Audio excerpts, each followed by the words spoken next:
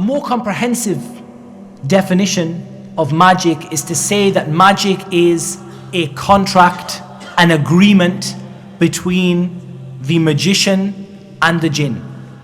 On one side we have the first party. The first party is the magician.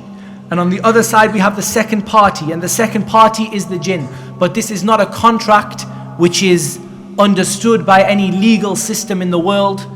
It is not a contract of agreement upon birr and taqwa. Instead, it is a contract upon al-ithm wal-udwan, upon sin and transgression.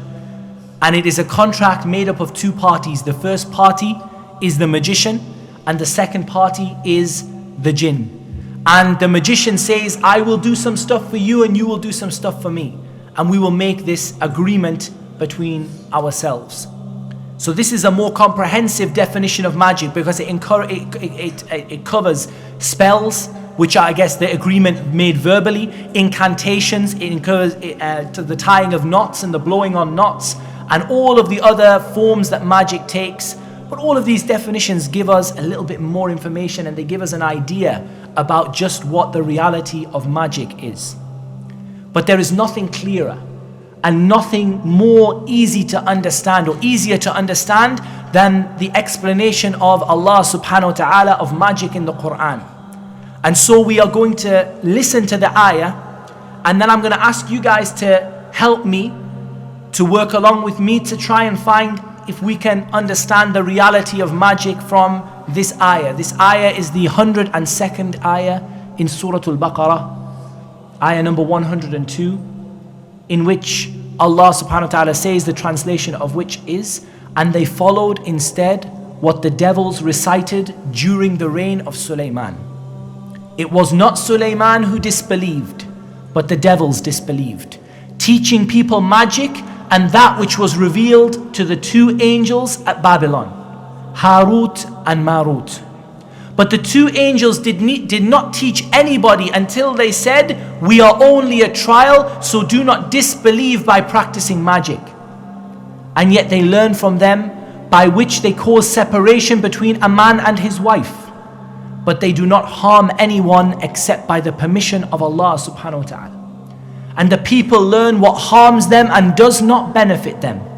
But the children of Israel certainly knew that whoever purchased this magic would not have any share in the hereafter.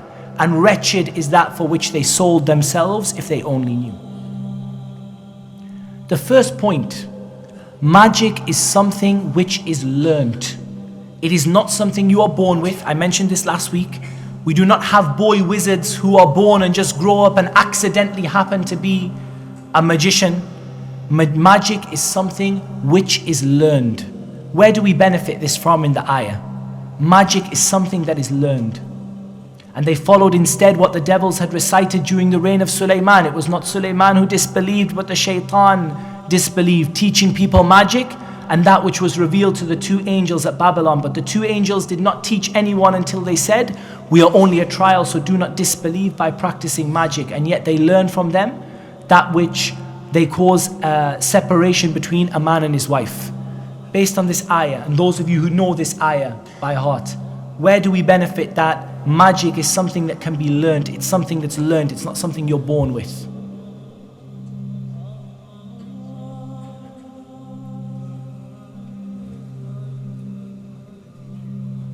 And they teach people. 3 times teaching is mentioned. Teaching people magic, the shaitan teaching people magic, and the 2 angels not teaching anybody, and they learn from them that which they cause separation between man and wife. So this is something which is learnt. It is a form of knowledge, but it is a form of knowledge that does not benefit. It is knowledge that has nothing in it except harm and disbelief and evil. But it is a form of knowledge, and it is something which is learnt. People learn it from books, people learn it from teachers, people learn it from the jinn. It is not something which is a skill that people are born with, or something, and not a gene that people have in their genetic code. This is something that people learn. Secondly, that magic is an act of disbelief. Where do we benefit this from the ayah? And I'm sure there are those of you who have memorized the ayah who can tell us. وَمَا كَفَرَ سُلَيْمَانَ وَلَكِنَّ الشَّيَاطِينَ كَفَرُوا يُعَلِّمُونَ النَّاسَ السِّحْرَ. Sulaiman did not disbelieve, but the shayateen disbelieved, teaching people magic. And by teaching people magic, they disbelieved. And how do we benefit then that even learning it, forget teaching it, even learning it is disbelief?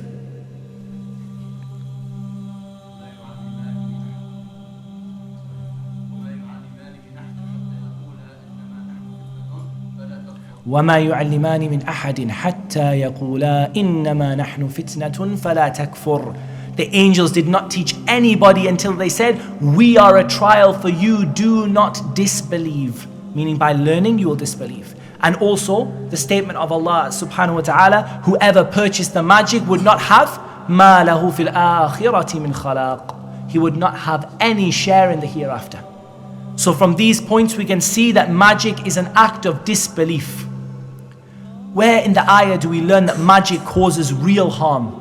That it is not like the Mu'tazila, or some of the Mu'tazila said that it is only tricks of the eye and tricks of the mind that make people feel that they have, seen something that they haven't seen, but it has no reality to it. This is what the Mu'tazila said. Where do we find in the ayah something that we can use to respond to the Mu'tazila in this false statement of theirs? To prove that magic causes real harm.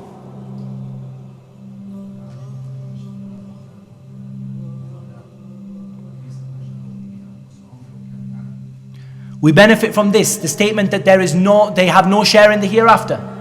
That's one thing. Where's something even clearer that we can say to these people from the Mu'tazila, you are wrong in your statement that magic is nothing but tricks of the mind. Magic is something real. The separation between husband and wife. The separation between husband and wife.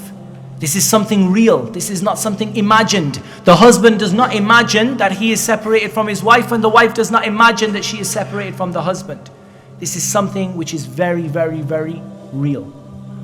That there is no harm without the permission of Allah. This is clear from the statement of Allah, وَمَا هُمْ بِضَارِّينَ بِهِ مِنْ أَحَدٍ إِلَّا بِإِذْنِ اللَّهِ. They cannot harm anybody except with the permission of Allah subhanahu wa ta'ala. And bear in mind, when we talk about the permission of Allah subhanahu wa ta'ala, we are not saying that Allah azza wa jal loves this thing to happen. There is a difference between what Allah subhanahu wa ta'ala allows to happen and between what Allah subhanahu wa ta'ala loves. Allah loves nothing but good. Allah loves nothing but what is good and what is pure. And Allah hates disbelief, and Allah azza wa jal hates for us to disobey Him. But Allah azza wa jal, for a wisdom that He has, decrees that certain things happen. And nothing happens without the decree of Allah subhanahu wa ta'ala. And Allah subhanahu wa ta'ala is perfect in justice and perfect in wisdom azza wa jal. There is no such thing as good magic or white magic. This is clear from the ayah. Again, the brothers have mentioned parts of the ayah. They learn what harms them. وَيَتَعَلَّمُونَ مَا يَضُرُّهُمْ وَلَا يَنْفَعُهُمْ. They learn what harms them and it does not benefit them in any single way. There is no white magic, there is no good magic, there is no magic of Sulaiman, there is no magic of Dawood and all the other forms of magic that the people said, which are supposedly good magic or white magic, magic for the good of the people. There is nothing in magic except disbelief and evil, corruption, and worshipping the shaitan, disbelieving in Ar-Rahman subhanahu wa ta'ala.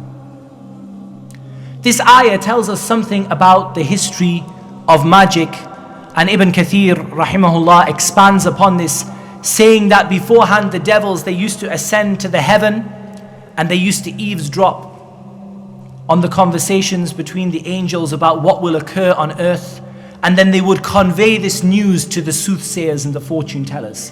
And these people would misguide the people by appearing that they knew what was going to happen in the future.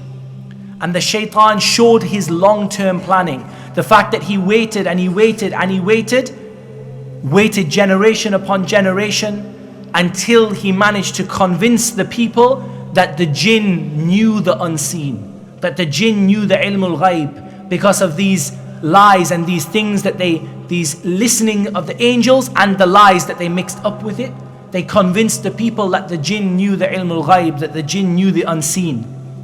And it's said that Sulaiman alayhi salam found them collecting some books or some writings about magic and about this kind of these things regarding the jinn and the fortune tellers, and that he forbade them from this, and that later on this was uncovered once again after his death, and it was described as being the magic of Sulaiman. And it is said that is this that Allah Azza wa Jal is refuting in his statement, وَمَا كَفَرَ سُلَيْمَانَ وَلَكِنَّ الشَّيَاطِينَ كَفَرُوا. That this statement that the Jews make, that this was the kufr of Sulaiman, that this was the disbelief of Sulaiman, is not true. And in fact it was the shayateen who were the disbelievers, and Sulaiman alayhi salatu wassalam was free from what they attributed to him and what they described him as doing, and that whatever was allegedly found with Sulaiman was in fact the work of the shaitan and nothing to do with Sulaiman alayhi salam. Now we have the issue of the angels, and this is something which was a difficult issue and something about which there is a considerable amount of disagreement. What exactly happened to the angels? Did the angels disobey Allah subhanahu wa ta'ala? Did the angels bring simply something other than magic, and it was the shaitan who were the first people to bring the magic? Or was it that the angels instructed the people not to follow them but to go to the shaitan if they wanted to learn the magic, and it was actually shaitan that taught them? Or was it the fact that the angels themselves taught this magic by the permission of Allah? And if that was the case, then how could the angels teach something which is disbelief? This is something which there are a lot of different opinions amongst the Mufassirin. But this is something about which I listened this morning to a statement of Shaykh ibn Uthaymeen rahimahullah and Shaykh ibn Baz rahimahullah, who both of them came to the conclusion that it was the angels that taught the magic. And of course the angels do not disobey Allah subhanahu wa ta'ala, and the angels do not do anything that Allah subhanahu wa ta'ala does not want them to do. So how can we reconcile? Shaykh ibn Uthaymeen rahimahullah has a wonderful explanation of how we reconcile between these different issues. He says that Allah subhanahu wa ta'ala may make something halal for a particular group for the purpose of a test. For example, the sujood to Adam. We know it's not permissible for us to perform any kind of sujood to other than Allah subhanahu wa ta'ala, and yet Allah subhanahu wa ta'ala tested the belief of the angels by their sujood to Adam. And likewise the killing of a son, we know it's not permissible to kill, let alone to kill your son, and yet Ibrahim was tested by being asked to kill his son. And so by this, Shaykh ibn Uthaymeen rahimahullah explains that it is not necessary because the individual action itself is an action of evil, that Allah subhanahu wa ta'ala would not command it test. And we know that those angels did not teach the people until they said, we are a trial, do not learn anything from us, do not learn anything, do not learn this magic, do not learn anything from us. And yet some of the people from the shayateen, they persisted until they were taught from the angels that which separates between a man and his wife. So what do we know about the nature of the magician? What do we know about this person who dedicates his life to serving the shaitan? A person cannot become a magician until he reaches the highest form of disbelief from which there is rarely any return. The shaitan promises him riches, the shaitan promises him fame. Some people enter into magic because of doubts in their hearts. Some enter into magic because of their desires, and this is the majority. And when we hear a little bit about Aleister Crowley later on, we can identify with this. Sometimes people are lured into practicing magic because they enter into things like, for example, they get involved in tricks of the hand. Maybe it's a simple putting something under the sleeve and it comes out of the other side, and then they want more, like a drug addict. More and more. It's not enough to simply make a coin disappear in their hand and appear in the other hand. Then it has to be more and more and more until they go into things, maybe perhaps they go into a Ouija board or something like this, which involves calling upon the shaitan, and then once the shaitan gets hold of them, they go into it further and further. Some people are lured innocently into the practice of magic, by reading books in which it says, try this is a particularly good thing. This will make your wife love you. This will make your husband love you. This will make your enemies hate you. This will destroy your enemies. Write these things, say these things, do these actions.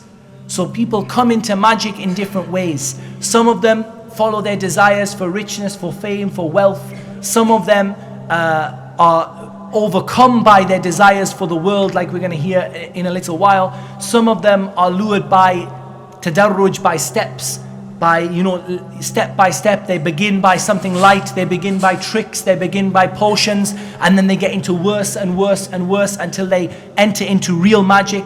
And sometimes people find this information in books and they mistakenly believe it to be something beneficial and something good, and once they get involved in it, the shaitan gets hold of them, and once the shaitan gets hold of them, they begin to enter into real magic. The magician cannot practice magic without committing shirk, without committing disbelief, without becoming one of the strongest and most evil disbelievers of the law of Allah subhanahu wa ta'ala. And we're going to describe some of the things that the magicians do to learn magic in a moment. I'm going to tell you a story of a person who actually repented. He was a magician, I believe, before he became Muslim. He was not a so-called Muslim magician. He was a magician before then, and he accepted Islam, and how that is a very, very rare thing. But he accepted Islam and he told the story of the things he used to do, and wallahi, these stories are very, very, very similar. They do very, very similar things. The higher and the more powerful and the more evil the person does, and the more kufr and the more shirk that the person does, the more that the jinn are able to do for them, or the more that the jinn are willing to do for them. I will tell you the story of a magician who repented. He repented and he told the story of how he came into practicing magic.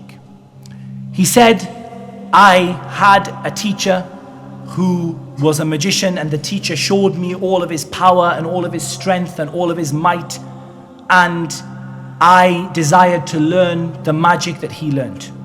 He said, I went to a faraway cave in the darkness, and he said, I stayed there for many, many days without any light, without any fire, without any warmth. He said, I sat in a circle, and this circle is where I used to use the toilet, and it is where I used to sleep. So he used to use toilet in this place, and then he used to sit in his own filth for day after day after day. When he had sat in his own filth, and when he had reached this state of absolute filth and absolute complete and utter impurity, then the shayateen began to come to him and they began to instruct him what to do. And they taught him some things, and he said, I want more and I want more. They said, no, this is not enough. They said, we will not accept to teach you any more until you go and you commit zina. But not any kind of zina. You go and you commit zina with a mahram. You go and you commit zina with a mahram, with your mother, with your sister, with your aunt, and then we will teach you some more. And subhanallah, like this, the person went on and on and on. He was made to disgrace the Quran. He was made to, like this, some of them, they put the Quran under their shoes. Some of them, they use the Quran for toilet paper. Some of them, they commit the most horrible. How a person becomes a magician. A person becomes a magician by reaching the highest level of kufr that he will almost never return back from, and then he can progress. And you should not be fooled in this by a person's apparent piety. Many of these people have been caught praying in the masjid, but they pray without wudu, for example. Or they've been caught, with their tasbih or whatever they have, or they've been caught with the Quran open in front of them, but when they look, the back pages of the Quran were all blank, or the names of the shaitan were written on the following pages, but he opens it up for you at the page which is the Quran and says, I'm a holy person, or I'm a sheikh or a peer, or whatever it may be. And subhanallah, these people, the reality of them is what I described. I know of a man who I came across some charms and amulets that had been made for him or by him, and I opened them up, and inside they were covered in blood and in all sorts of things, and inside there was the red. This is a place where idols are worshipped, and that the magician is asking you to sacrifice something in a place where idol worship is committed, for example.